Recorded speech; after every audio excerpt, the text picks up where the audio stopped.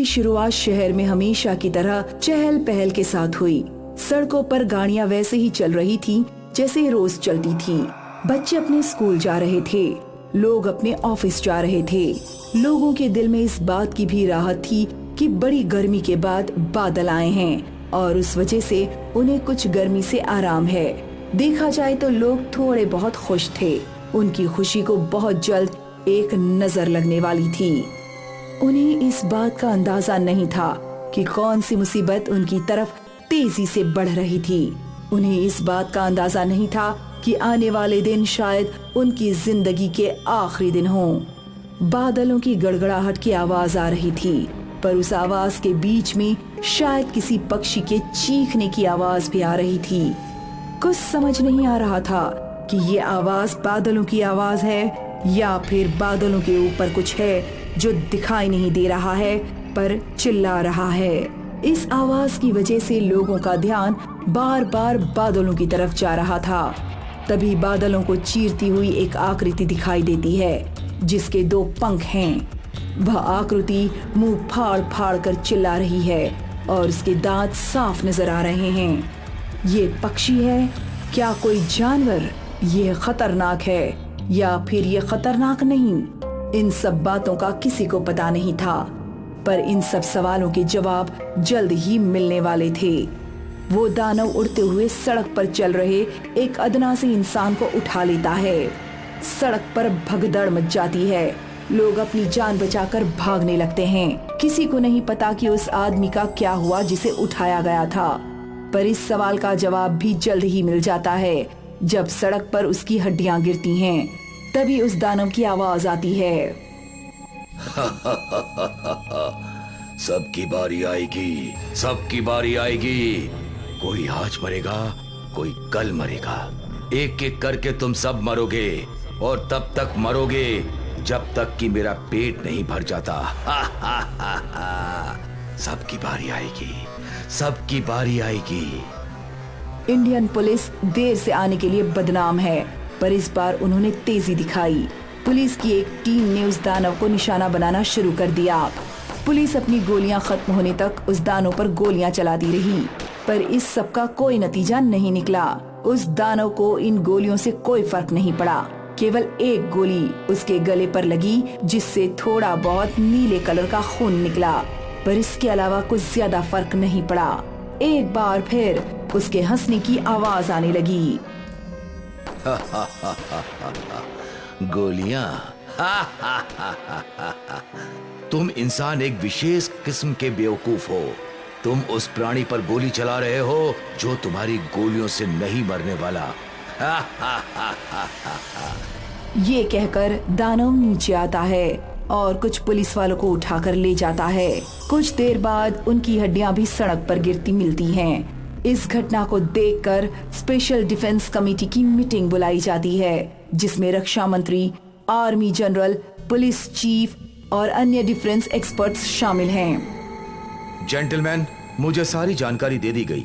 प्रधानमंत्री जी से मुझे आदेश मिला है कि इस दानव को खत्म करने के लिए जिस भी चीज की जरूरत पड़े मुझे उपलब्ध कराई जाएगी। इस दानव को खत्म करने के लिए जो भी कदम उठाना पड़े मैं उठाऊंगा, तो आप मेरे तरफ से निश्चिंत रहिए।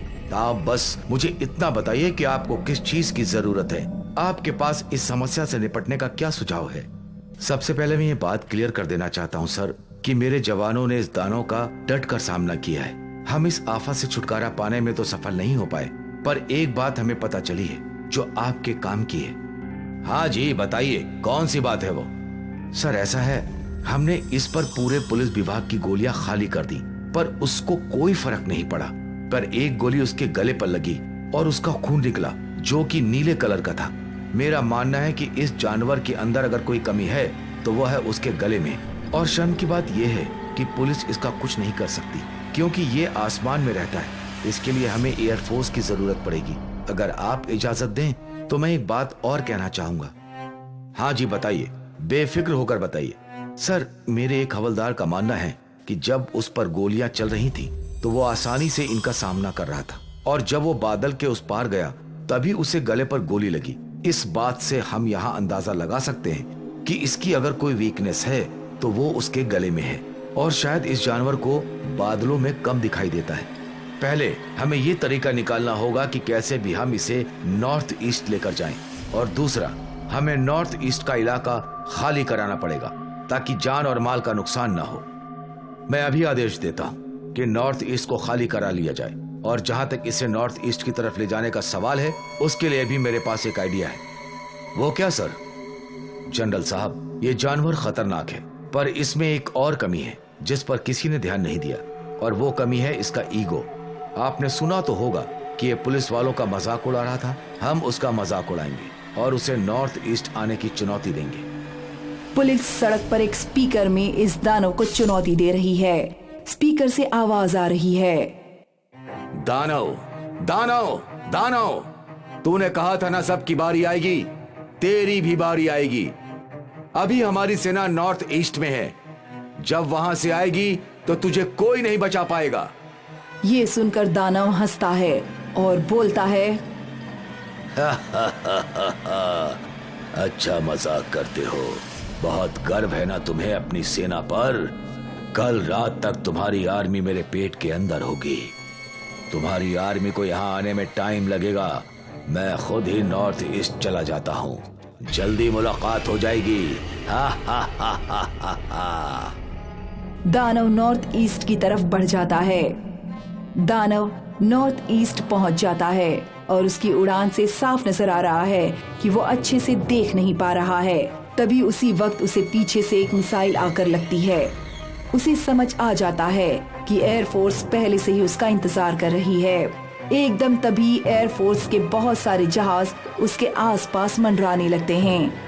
वो इन सबको खत्म करना चाहता है, पर इन सब फाइटर एयरक्राफ्ट को खत्म करने की ताकत भी रखता है, पर वो देख नहीं पा रहा है।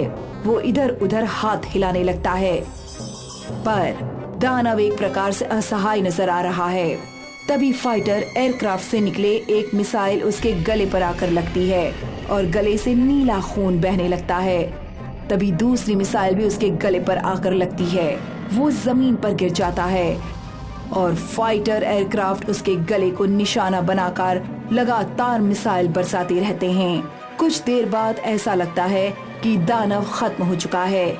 तब आर्मी के कुछ जवान हिम्मत करके उसके पास आते हैं और पाते हैं कि अब उसके अंदर जान नहीं रही, पर आर्मी कोई रिस्क नहीं ले सकती, इसलिए उसको आग लगा दी जाती है।